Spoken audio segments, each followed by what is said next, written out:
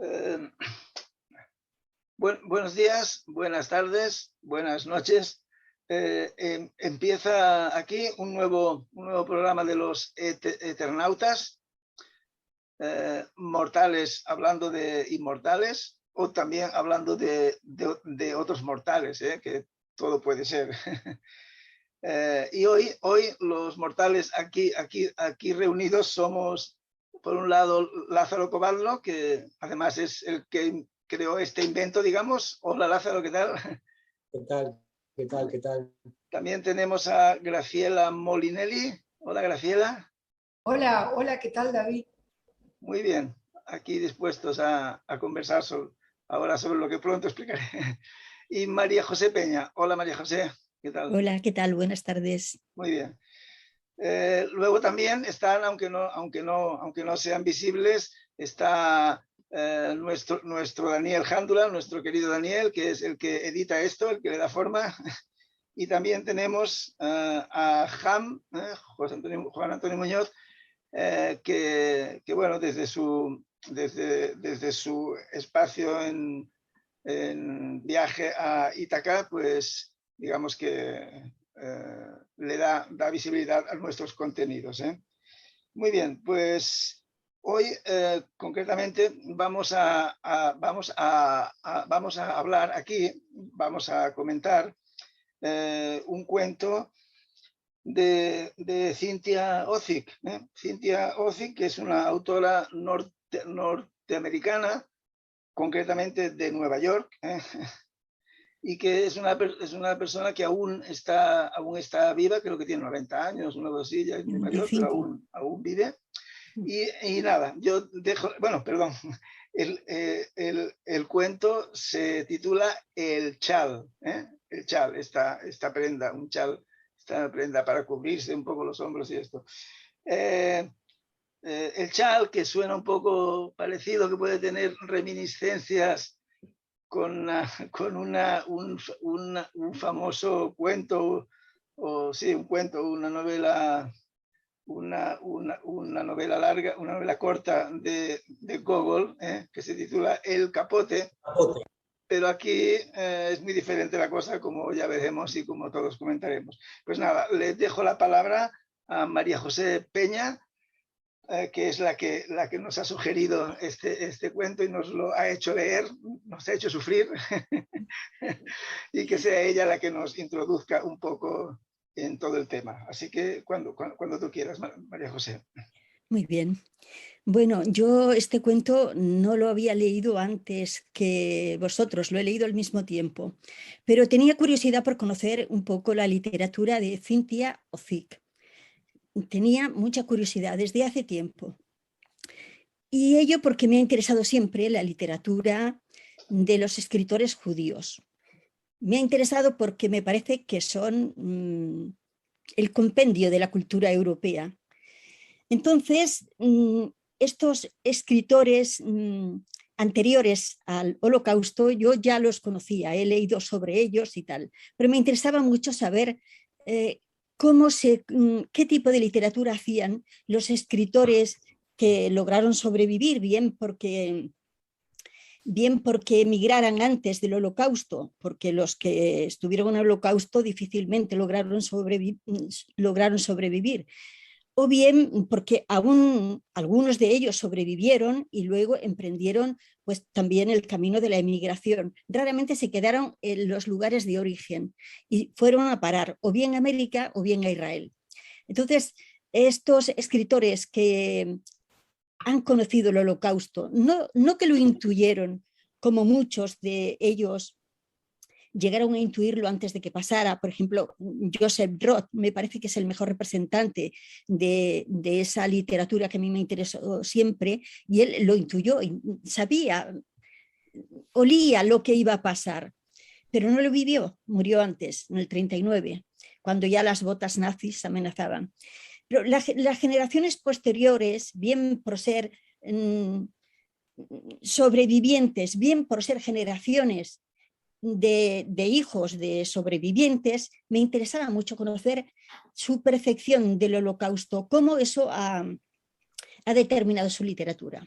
En el caso de Cynthia Ozick, ella no es, aunque es judía, pero no ha pasado el Holocausto, ni siquiera su familia. Ella procede de una familia de judíos lituanos de la Rusia blanca que emigraron a Norteamérica en la segunda mitad del siglo XIX. Ella nació en 1928, nació allí en Nueva York, por lo tanto, ni ella ni su familia ha conocido ese fenómeno. Pero a mí me interesaba conocer su perfección. Y aunque realmente ella ha confesado en algunas declaraciones que ha hecho que no le gusta escribir sobre el Holocausto porque de alguna manera es banalizar, llevarlo al artificio, a la ficción, es banalizarlo un poco y diluir su tragedia, aunque ella ha confesado eso, pero supongo que la huella que el Holocausto ha dejado en todas las personas y en los judíos más, pues debía estar presente, latente y de alguna manera ha surgido con el Chal. Ella escribió el Chal cuando ya tenía cerca de 50 años. No estaba recién pasado el Holocausto, ni mucho menos. O sea, no ha escrito al calor de esa terrible tragedia. No, ya estaba muy pasada. Había pasado muchos años de ello cuando ella escribió el Chal. El Chal lo escribió en 1977. Creo que es sencillamente un cuento, creo que apareció solo. Después, al cabo de un año, apareció lo que es la continuación del Chal, pero son historias independientes, aunque los protagonistas sean los mismos, son historias independientes y surgió esta continuación también como un cuento autónomo. Y un año después ya publicó los dos cuentos en un solo volumen, porque la verdad es que constituyen una unidad, ¿no? La vida de los que pasa, de los protagonistas que pasan el Holocausto y cómo esto determina sus vidas si han logrado sobrevivir. Este es lo que nos explica Cynthia Ozick en este cuento, el Chal y su continuación, Rosa. Yo no he leído la continuación, ya he tenido bastante con el Chal por esta semana, ya he tenido bastante y supongo que me tomaré un descanso antes de leer Rosa. Así que solo vamos a analizar el Chal, que es lo que conocemos. Bueno, es un cuento muy breve, son apenas 4, bueno, depende porque yo le he cambiado el tamaño de la letra y para leerlo mejor y entonces me han salido, no sé, 5 páginas o 6, pero creo que son 4 páginas como mucho. Es muy breve y parece mentira que en algo tan breve se pueda presentar todo lo que fue el Holocausto. Es el Holocausto condensado. No da un desarrollo histórico de lo que os sucedió, no, sino que recrea la historia de 3 mujeres, una adulta, una niña y un bebé. Recrea la historia de esas 3 mujeres, de esas 3 personas, sí. Primero camino de un campo de concentración y después dentro del campo de concentración. Y no describe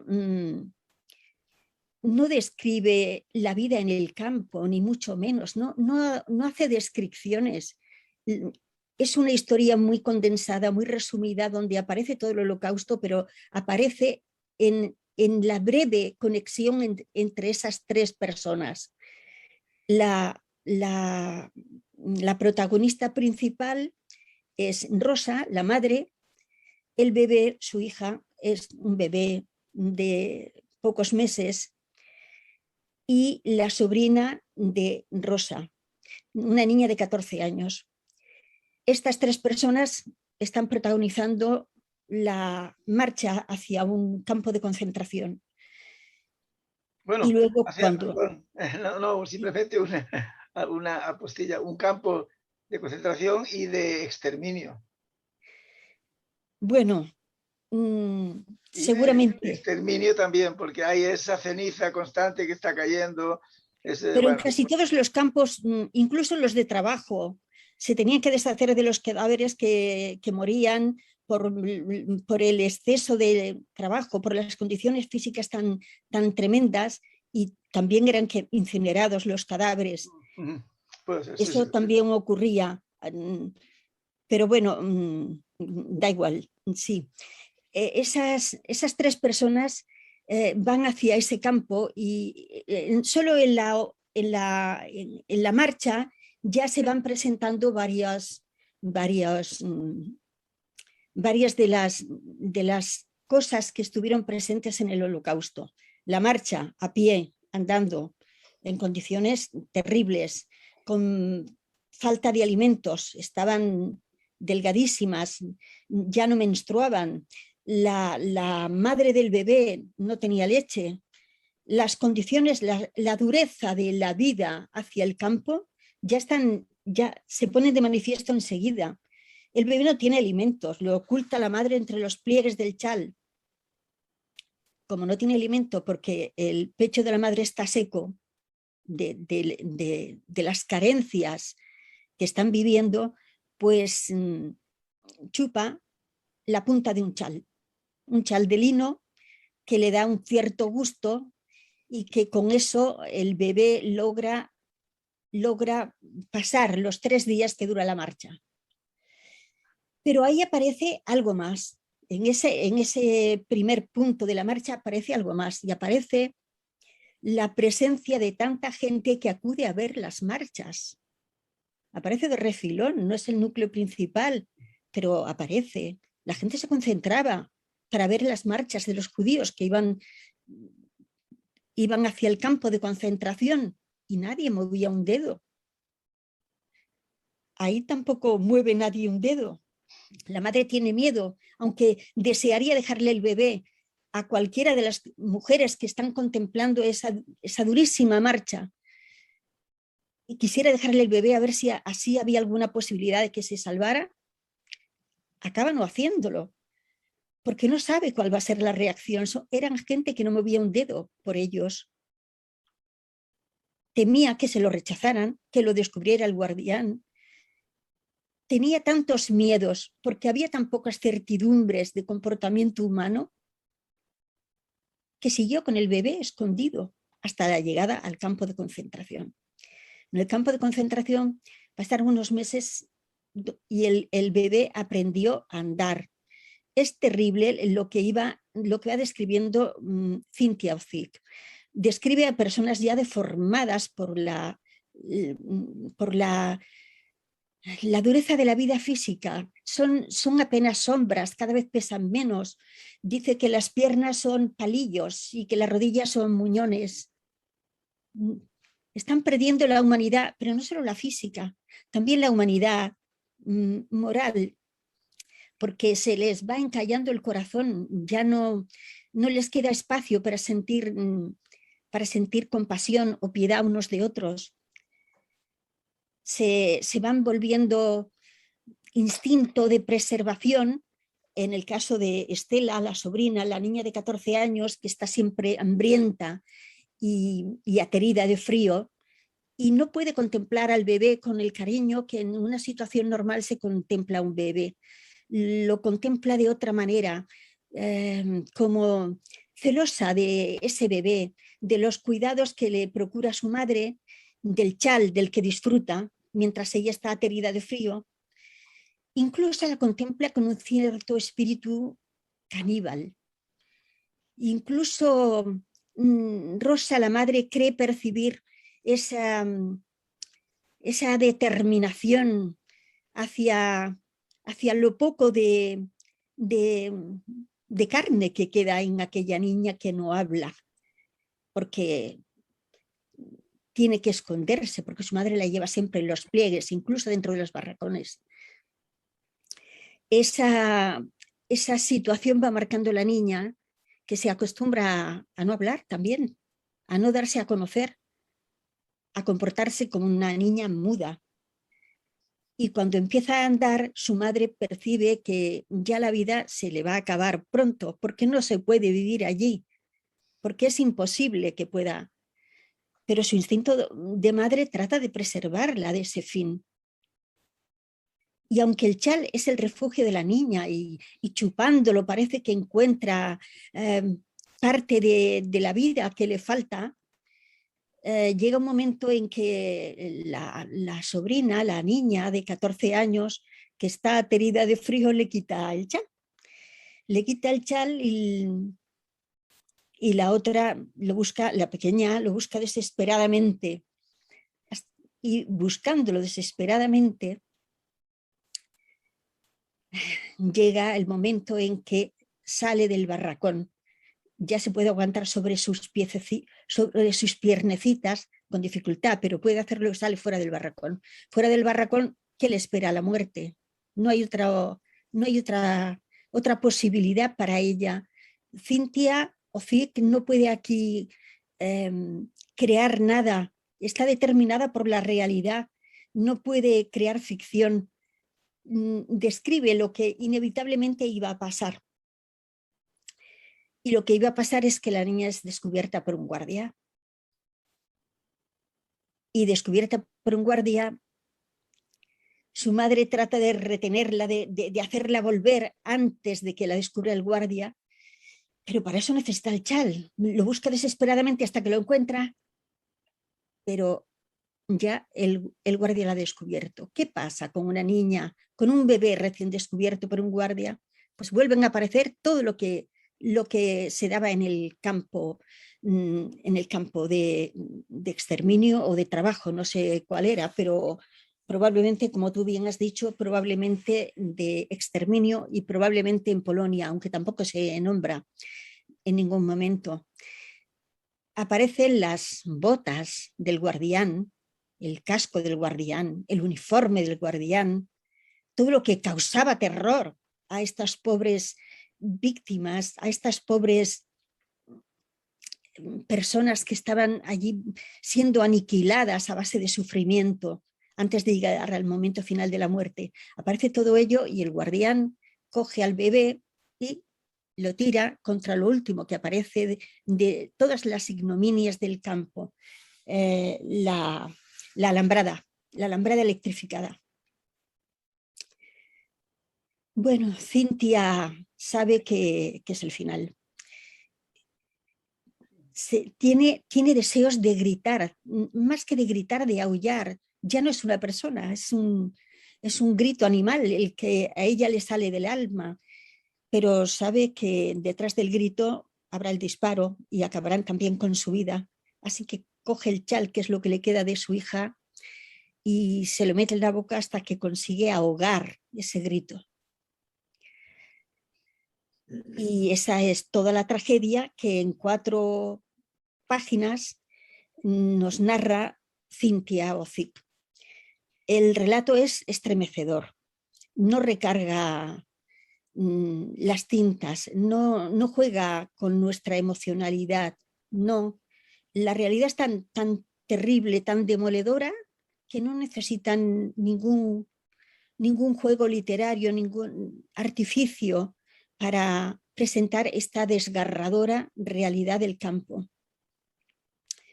Cuando lees el cuento, no te queda mucho tiempo para reparar en el estilo, porque la densidad dramática te aprisiona, se apodera de ti. Casi no puedes ejercitar esa función que es la nuestra, ¿no? El análisis literario.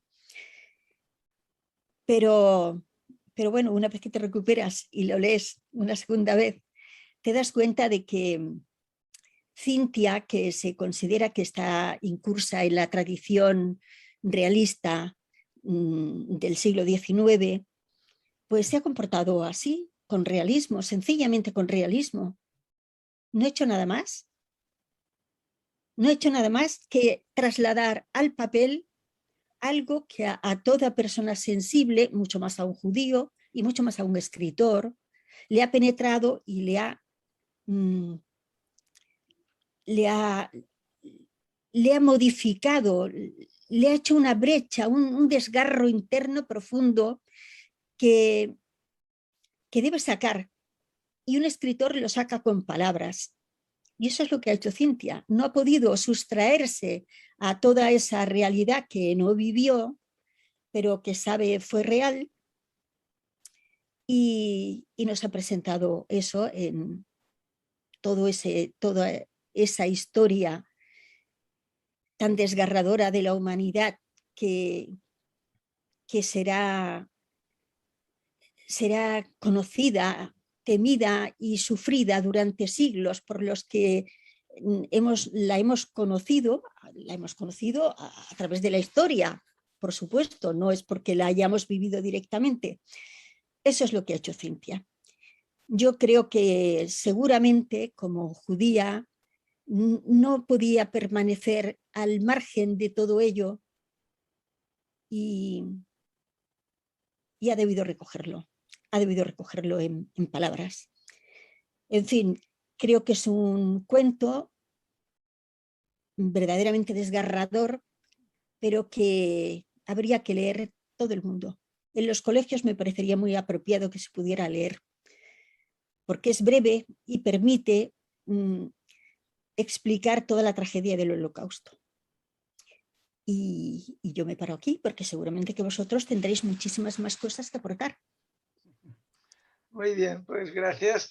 Bueno, ya has dicho muchas cosas, porque yo tengo aquí algunas cosas apuntadas, de cosas que yo también podría comentar, pero algunas las has dicho ya tal como yo lo más o menos igual que lo habría dicho yo. Bueno, pues vamos a continuar, ¿eh? Y a ver ahora qué opina Lázaro, a ver qué nos cuenta Lázaro, cuáles han sido sus impresiones. Así que cuando quieras, Lázaro. Yo no puedo añadir mucho más a ese exhaustivo y profundo comentario que ha hecho María José, con el cual coincido totalmente. Y además, también, como ella misma ha dicho, es muy difícil hacer el análisis literario de una cosa, de un hecho así, de tal tipo de narración. No sé, a mí me parecería una frivolidad. Realmente no me inspira a hacer como pasaría con otras cosas, ¿no? Por ejemplo, a ver, con el cuento de Saer que trajo Graciela la vez pasada, bueno, se le puede ver sus más y sus menos y ver todo el desarrollo, pero esto realmente, hasta el principio que, claro, que no es ficción, es casi como una fotografía, ¿no? Así que realmente, sí, yo no sé ni siquiera sé si llamarlo cuento, relato, no sé cómo se podría, casi diría una crónica, ¿no? Una crónica supuesta, no sé. Pero sí, es terrible, ¿no?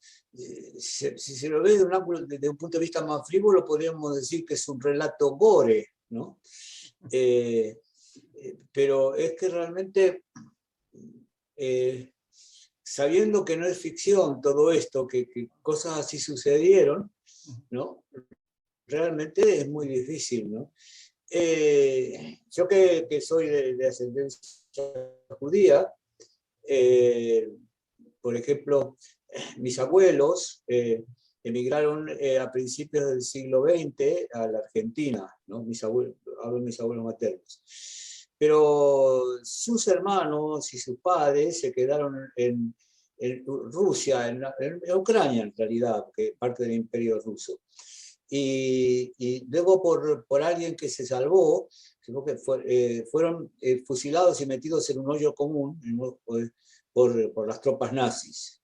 Digamos, hasta allí no llegaban los campos de concentración y las cámaras de gas, ¿no? Y este hombre que se salvó, que era afiliado al Partido Comunista, después de la guerra, fue ejecutado por los comunistas, ¿no? Por estas cosas que como sabemos que Stalin tenía. Era muy peligroso ser comunista en el Partido Comunista Soviético, ¿no? Sí, claro.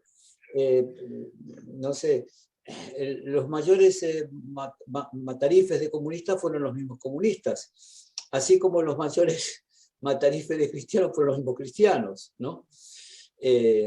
Bueno, pues, bueno, esta es una anécdota, digamos, personal aparte. Entonces, ya lo digo, no se me ocurre nada que agregar porque realmente el análisis de María José fue muy, muy profundo, fue excelente, ¿no? Y es un cuento que no depara ningún placer al leer, desde luego, ¿no? Bueno, ya digo, si se puede llamar cuento esto. Pero bueno, digamos, el texto ¿no? Es un texto testimonial. Bueno, dejando esto, cabe agregar que Cynthia nació en el Bronx, un barrio de Nueva York muy particular, lleno de judíos, italianos, inmigrados y negros, ¿no? Finalmente los que más quedaron fueron los negros. Y bueno, los judíos adinerados se fueron a Manhattan y los otros, no sé, se quedaron algunos pocos. Y los viejitos se fueron a Miami, ahí pero bueno, no, realmente no. Me parece que no puedo agregar nada a lo que dijo María José. Me parece un análisis excelente, muy bueno, y además, ya lo digo, cuando yo terminé el cuento, digo, pero ¿yo qué puedo decir sobre esto? Si esto te deja mudo, ¿no? Y eso es lo que puedo decir, que te deja mudo. Así que le cedo la palabra a Graciela. Sí. Ahora, en todo caso, a ver qué es lo que nos aporta Graciela, a ver qué puede decir que no se haya dicho ya. Ya. Espera, Graciela, tienes que... Ahora. No, ahí está. Muy No, bien. lo que pasa es que aquí ladra el perrito, entonces por eso silencio el Bueno, que micrófono. exprese su opinión también. Sí. Bueno, mira, pues mi adolescencia, pero desde los 10 años, estuvo marcada por las lecturas sobre el Holocausto, porque, claro, había muchísimo para leer.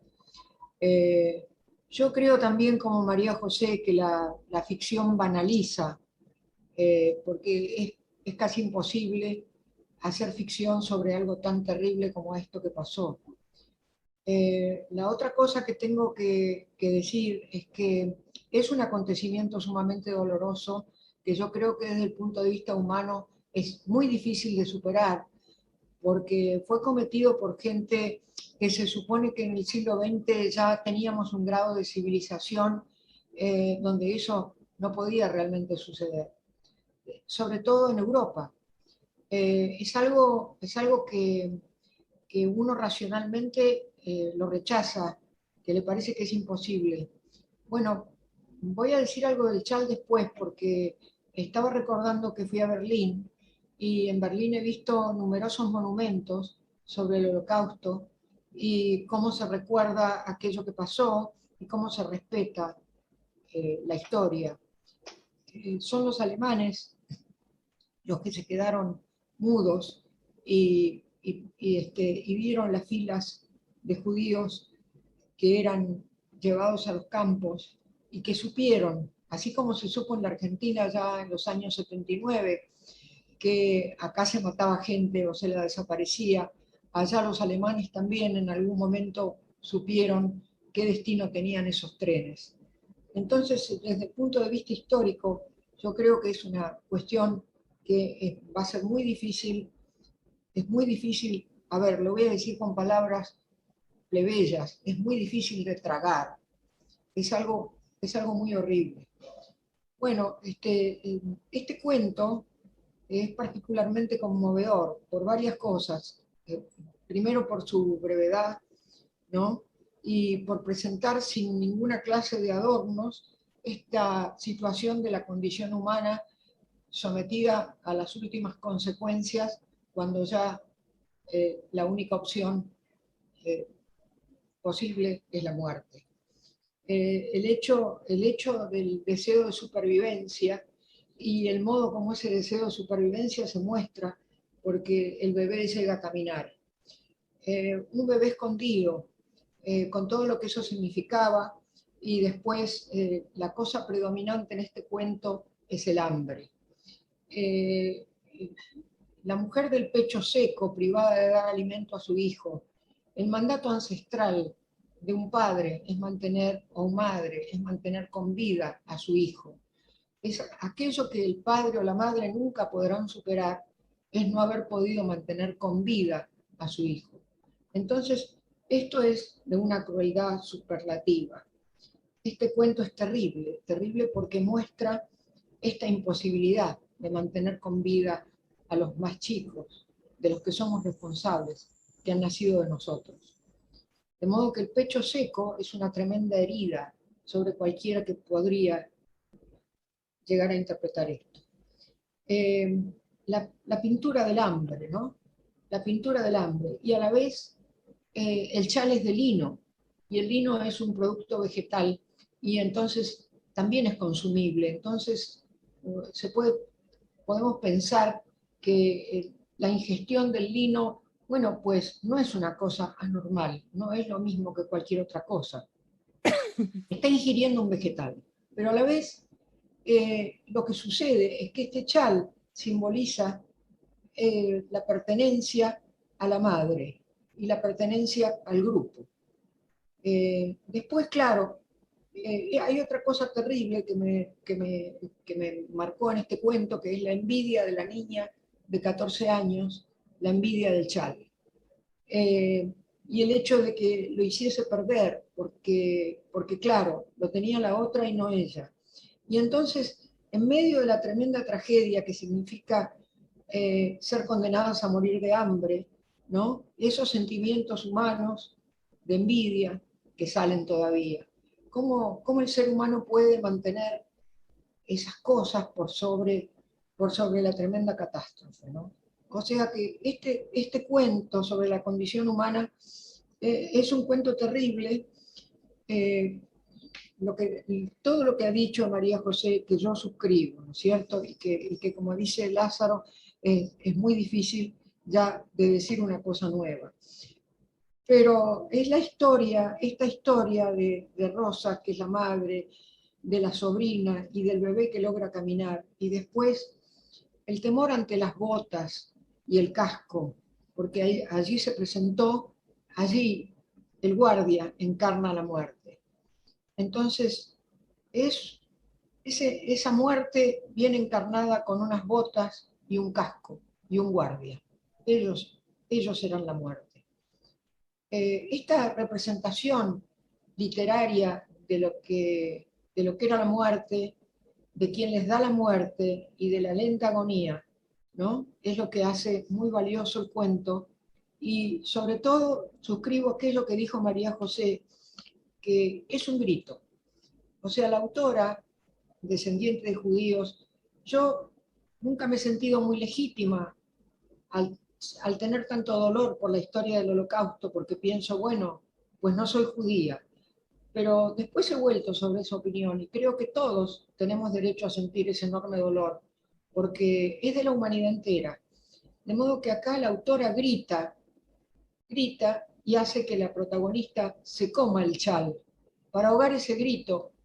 Pero esto es una cosa que digo, bueno, entonces nos está diciendo de alguna manera que cuando pasan estas cosas, lo que no tenemos que ahogar es el grito, porque estos delincuentes desaforados y malévolos que hicieron estas cosas, estos bravucones, esta gente pudo avanzar sobre la quietud de los otros, sobre la educación, sobre un pueblo civilizado hasta la máxima expresión, porque era tal vez y es el pueblo más civilizado de Europa. Y eso hizo que no pudieran contestar de la manera como debían a esos asesinos que los cercaron, los encerraron y los liquidaron.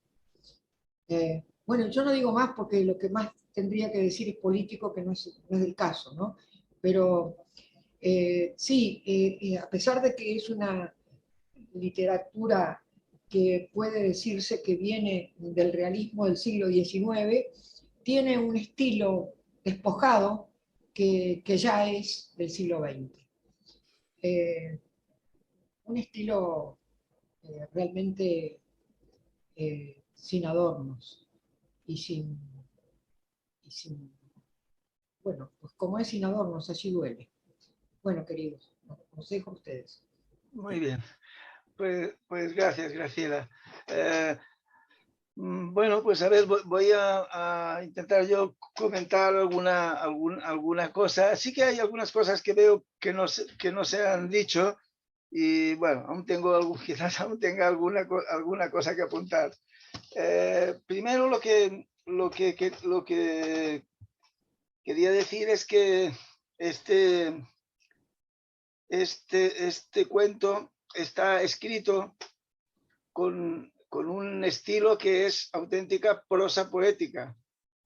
Es cierto que menciona las cosas, todas esas cosas tan terribles, las dice sin tapujos, sin eufemismos, tal cual, y por eso es tan terrible, pero al mismo tiempo es una prosa extraordinariamente poética, llena de metáforas. Fijaros que cuando habla de los ojos del bebé, que estaban vigilando, atentos, como tigres azules, y hay otras muchas imágenes muy potentes.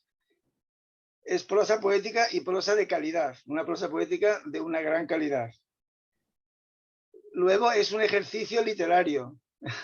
Hay que, si los extraemos de lo que cuenta, es un ejercicio netamente literario, absolutamente, porque es una cosa escrita por una persona que afortunadamente no tuvo esa experiencia personal, ni siquiera sus padres, y que por lo tanto hace el ejercicio netamente literario de ponerse en la piel de una mujer que está metida, que se ve primero en una marcha terrible hasta llegar a un campo de concentración, y yo interpreto que de exterminio también, porque por el hecho de que ese humo, esa ceniza grasienta que está cayendo constantemente, que es una constante, es ponerse en la piel de cómo lo viviría una persona, concretamente una mujer, con un bebé y con una sobrina que tiene 14 años, y cómo lo viviría eso. Entonces podemos reconstruirlo, el escritor puede reconstruirlo, porque por desgracia tenemos mucha información sobre cuando se supo, cuando terminó la Segunda Guerra Mundial y se supo todo lo que había ocurrido, se vio cómo estaban en los campos los que habían sobrevivido, lo que contaban y todos, por lo tanto se puede reconstruir. Y claro, un cuento tan terrible como este, tan conmovedor, tan impresionante, lo más terrible que tiene es que sabes que aunque sea una creación literaria en el sentido de que es una persona que ha hecho este ejercicio de ponerse en la piel de a ver con qué problemas se encontraría, cómo lo viviría, tienes clarísimo que no ha exagerado nada, y que incluso es muy probable que ocurrieron cosas aún más terribles y aún más bestias, porque si nos metemos ya con los doctores, con los supuestos científicos que investigaban con los judíos de los campos, bueno, en fin, puedes haber las salvajadas más terribles que te puedes imaginar. Entonces, el saber que esto es cierto, pues es algo impresionante, pero es un ejercicio literario. Entonces yo quería apuntar también algunas cosas curiosas. Bueno, primero que es un cuento femenino, en el sentido de que hay el famoso libro de de Primo Levi, si esto es un hombre, pues si esto es una mujer, yo creo que aquí es si esto es una mujer, si una mujer precisamente con ese instinto maternal que es más fuerte, es un vínculo mucho más fuerte del que pueda sentir un hombre por su hijo, digamos,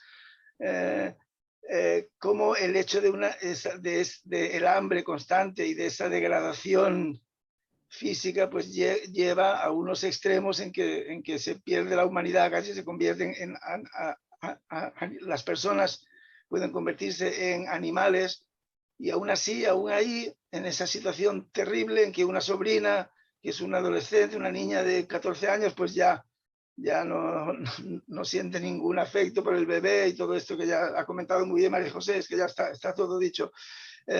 En cambio, en el caso de la madre aún hay incluso en esas circunstancias hay rasgos de humanidad, ¿no? Entonces, es desde el punto de vista de una mujer, porque aquí se habla de menstruar, de que no menstruaban ya, porque cuando hay esta alimentación tan precaria, esta desnutrición, pues ya ni siquiera hay menstruación, que el pecho seco, el pezón que está agrietado, todas estas cosas, es visto desde el punto de vista de una mujer, ¿no? Y luego quería apuntar cosas curiosas. Una es que esa niña, ese bebé que está ahí dentro, es una niña de aspecto ario. Es una niña rubia, muy rubia y con los ojos azules. Incluso la otra, la sobrina, digamos, pues dice en un momento aria. Es una niña curiosamente rubia y con los ojos azules. No sé exactamente qué es lo que nos apunta la autora con este detalle curioso, aunque sabemos que había judíos que tenían los ojos azules y que, porque hay mezclas ahí, aparte de la cultura y de la religión judía, pues hay mezclas de sangres, digamos, ¿no? Y luego, claro, otra cosa que ha dicho María José muy bien, que es lo de que es como una concentración, ¿no? Es un resumen de todos los horrores en un espacio pequeño. Lo va dejando caer, pero las cosas van saliendo, ¿no? Cuando habla de las ratas, de los piojos, de esa sustancia marrón que bajaba y hedionda que bajaba de las literas más altas hacia abajo, y ese humo constante, ese humo grasiento, esas cenizas que les caían encima. Y luego otra cosa curiosa es que la niña es una niña que no habla, que desde que el pecho de su madre se queda seco y ya no tiene leche, que es cuando llora por última vez, pues ya entra en un silencio total y solamente habla al final, en el último momento. Habla cuando le quitan el chal. Entonces, como la madre ya es una cosa tan seca y aparte la madre tiene que irse para formar, cuando pasan lista, a veces durante horas enteras, allí de pie, esperando. Entonces el chal ha sustituido con la calidez, con esa cosa, y con el jugo ese que le va sacando, ha sustituido a la figura materna. Y en parte también por eso la prima, la otra, la de 14 años, es que ahora el nombre no me sale ahora. Estela envidia el chal, porque el chal es la madre. O sea, fijaros que cuando la niña pierde el chal es cuando sale a buscarla y entonces dice mamá, dice ma, y yo creo que se refiere al chal. Entonces, bueno, claro, es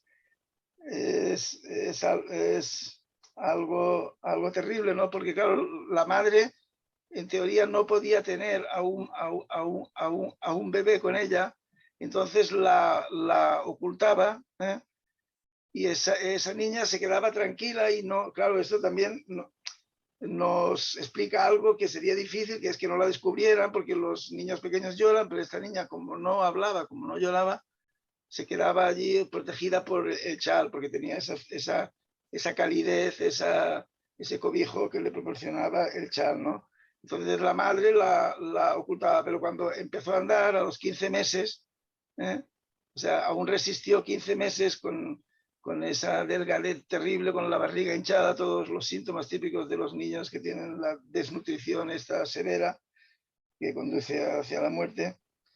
Pues la madre, entonces cuando la niña, en el momento en que le quitan el chal, además eso en el cuento lo dice, cuando le quitan el chal, ahí es cuando causaron su muerte, porque entonces la niña salió en busca del chal y como ya sabía andar, pues eso era lo más. Entonces en el cuento no se dice en ningún momento, la palabra judío, no se dice campo de concentración ni de exterminio, no, pero se habla, van saliendo detalles. Dice que como esa estrella amarilla que tiene en el abrigo, ya sabemos que es una judía, que tenían que llevar la estrella de David, y luego todas estas cosas que ya he dicho que va dejando caer de esos padecimientos terribles, ¿no? Bueno, no sé, un poco eso es.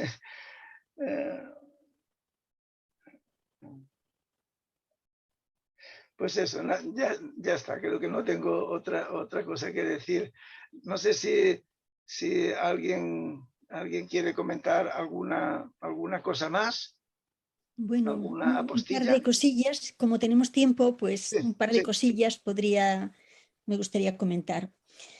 Bueno, es que es un cuento que sobrepasa mucho lo que es nuestro cometido aquí, que es el análisis literario. Lo traspasa, lo trasciende, nos lleva a otro tipo de análisis, porque su densidad dramática es tremenda. Entonces no puedo dejar de mencionar una cuestión que escapa a lo que debería ser nuestro cometido, y es el sentimiento de la culpa en los alemanes, del cual ha hablado brevemente Graciela. Yo no estoy segura de que los alemanes descubrieran lo que había ocurrido años después. Parece ser que está bastante claro que sabían. Aquel humo venía de algún sitio.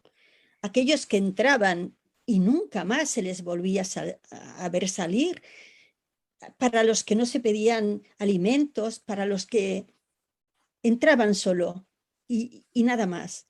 Aquellas marchas que ellos acudían a los caminos a contemplarlas, las veían. ¿Nadie se preguntaba nada? Probablemente nadie se quería preguntar nada. Yo creo que allí todos sabían lo que pasaba. No, quizá lo descubrimos en otros países más alejados, pero probablemente los gobiernos de todos los países y la población alemana sabía lo que ocurría. Y creo que el sentimiento de culpa que aún van arrastrando es quizá porque sabían que lo sabían y que no hicieron mucho. Y porque han descubierto que cada uno de ellos, y las nuevas generaciones han ido descubriendo que cada uno de ellos ha tenido en su familia algún nazi. Todos volvieron a la normalidad, salvo los grandes dirigentes que ya fueron juzgados o murieron o escaparon. Pero la gente, los soldados, por ejemplo, que nos aparece como un casco y unas botas y un uniforme en el relato, estos volvieron a su casa y nadie les preguntó nada. Fueron incorporados pronto a la vida civil alemana. Encontraron trabajo en instituciones, fue fácil para ellos. Así que esto creo que todavía mediatiza, y probablemente mediatice todavía durante muchos años a los que tienen cierto interés en lo que ha ocurrido. Eso en cuanto a la culpa. También hay una cosa que quería comentar. Esto de la envidia, que también dijo Graciela. Sí, es cierto. Estela estaba celosa de la niña, porque Rosa protegía a la niña, se dedicaba a la niña, y ella era también una niña de 14 años. Es difícil que no fuera sensible a las carencias que tenía allí y que no quisiera, que no estuviera celosa de la bebé, de Magda. Es comprensible que eso pasara, pero más que envidia, yo creo que lo que pasa es que los personajes se van deshumanizando. A Rosa le queda compasión y le queda instinto para su hija, pero también se ha vuelto un poco cruel, un poco despiadada hacia su sobrina. Y su sobrina lo es porque se ha convertido también en instinto y le quiere arrebatar el chal a la bebé, porque así se protege del frío. El chal en este caso no es un elemento de belleza ni de nada de todo eso, es sencillamente preservarse del frío, de ese frío que les arañaba el cuerpo, que les destrozaba. La niña lo quería por eso, porque se va perdiendo la humanidad, igual que reflejó muy bien Primo Levi en su trilogía. Se iba perdiendo lo que tenemos de humanos, y allí ya se trataba de sobrevivir. Perdona, una acotación. Pues esa justamente era la intención de los nazis, deshumanizarlos, Sí, convertirlos en animales. claro, por supuesto. Y lo conseguían. Cuando sometes con tanta intensidad a un ser humano a lo más reducido de él mismo, acaba pasando eso, se deshumaniza. Claro. Hay otra cosa que quería comentar. Me ha gustado mucho eso del cuento femenino que decía David. Sí, es verdad, yo también lo he percibido así. No he acertado a decirlo, pero lo he percibido así, porque creo que en casi todas las facetas importantes de la vida, más que importantes, extremas de la vida, aparece muy, muy reflejado la diferencia entre hombre y mujer. Y creo que en los campos de concentración o de exterminio, esa diferencia tenía que surgir necesariamente, porque hay el instinto maternal es de la madre. Y ese sentimiento de leona de proteger a su bebé, incluso privándose ella de los propios alimentos.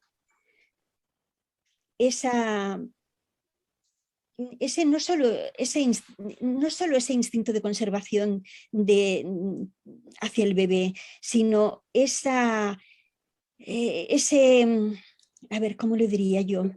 Ese cariz de no tener pecho, de no menstruar, de reducir a lo mínimo las propias características identitarias, me parece salvaje y me parece que aparece en los campos de concentración muy descarnado, muy descarnado. La condición femenina sin mérito para la mujer, no lo digo no lo digo pensando que fuera un mérito para la mujer, pero me parece que fue mucho más vilipendiada en esa naturaleza íntima que la del hombre, aunque a ambos les esperara la muerte. Y la casuística. Me ha gustado leer sobre el Holocausto. La casuística quizá es lo que menos me ha interesado. Me sacié muy pronto de ella y siempre la he rehuido porque es dolorosa y no me aporta nada la casuística. Pero este cuento no es parte de la casuística. Este cuento es mucho más. No hay aquí las descripciones demoledoras. Eso. No existe aquí esas descripciones que yo he encontrado en otros libros y que son espeluznantes y te dejan, bueno, te dejan hundida. No hay nada de eso aquí. Se ha evitado, con todo lo que comporta el cuento de Cynthia Ozick, se ha evitado, creo yo, porque no había necesidad de llegar a esa casuística estremecedora, horrorosa. No había necesidad. La realidad diaria era tan espeluznante que bastaba con ella. Entonces, eso también me ha gustado mucho, que no incide, no trata de manejar nuestra sensibilidad, no trata de aprovecharse de ella, sino que sencillamente presenta de forma descarnada, como no podía ser de otra manera, pero presenta la realidad. Y nada más, yo ya me callo. Bueno, una pequeña apostilla sí que me gustaría hacer sobre una de las cosas que has comentado ahora, María José, y es un poco que considero un poco peligroso hablar del pueblo alemán como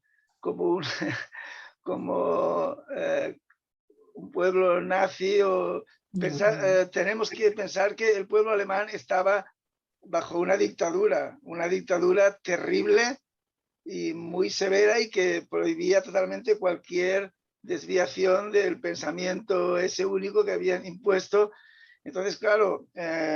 Perdona, una dictadura que fue votada por el 91% de la población. Pero no fue votada como dictadura, fue votada en unas elecciones libres. Sí, claro, las elecciones fueron con libres. Una minoría, además, bueno, con una mayoría muy pequeña, ¿no? Pero bueno, al final, cuando cogió el poder, se convirtió en lo que se convirtió, ¿no? Entonces, lo que quiero decir es que entre los alemanes, seguro que había mucha gente muy civilizada y muy eso, y que ya veían que la cosa iba muy mal y lo que estaba ocurriendo. Incluso muchos se fueron antes de que se liara más la cosa.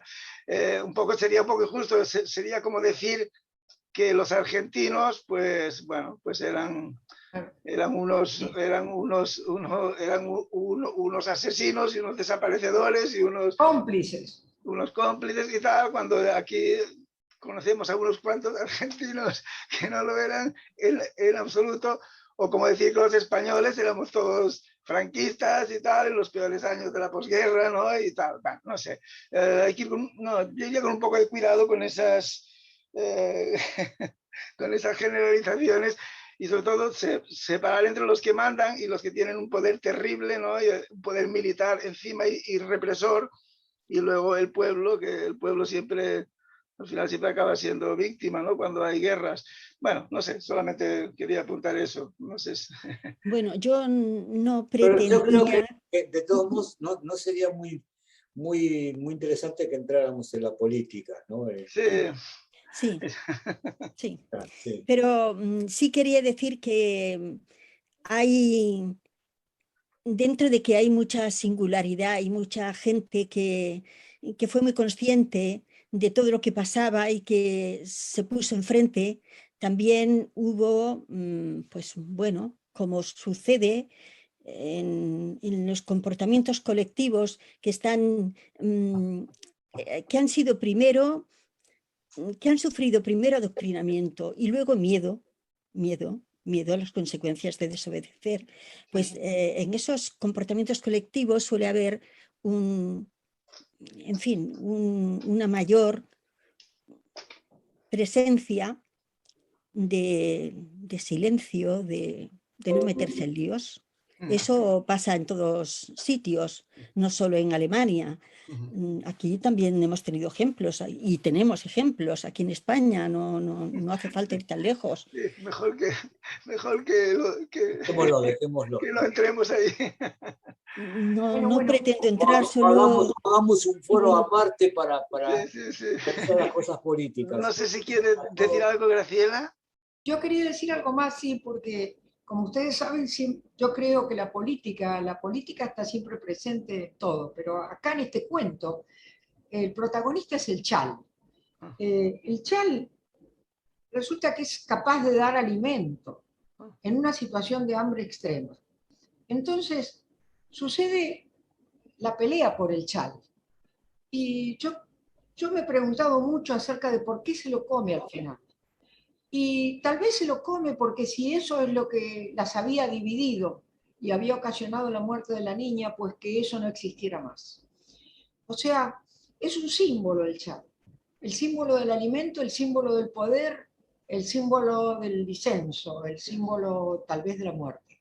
Entonces, la manera de hacerlo desaparecer, o que Rosa hace desaparecer el chal, es que Rosa no quiere que eso suceda, no quiere la desunión, no quiere la pelea del poder. Bueno, una interpretación sería que apoya la vida, ¿verdad? Yo no he leído la segunda parte, que se llama Rosa. No es bueno, la segunda parte, es el segundo pues cuento. Debemos leerla, ¿no? ¿Qué? Tenemos que leerla. Ya, pero no me sentía con fuerzas, así que no la he leído, pero sí he leído lo que narraba, una breve sinopsis. Y parece ser que no es esa la interpretación que le va a dar Cynthia Ozick a la supervivencia de Rosa. Cuando Rosa y Estela consiguen salir del campo y están fuera, la vida entre ellas no es ese símbolo de reconciliación que podría interpretarse o que tú has interpretado al tragarse Rosa el chal. No, les va a separar el pasado. Les va a separar el pasado. Eso es lo que he podido leer, lo que he podido deducir de la sinopsis del cuento. Cuando lo leamos, si lo leemos, ya veremos.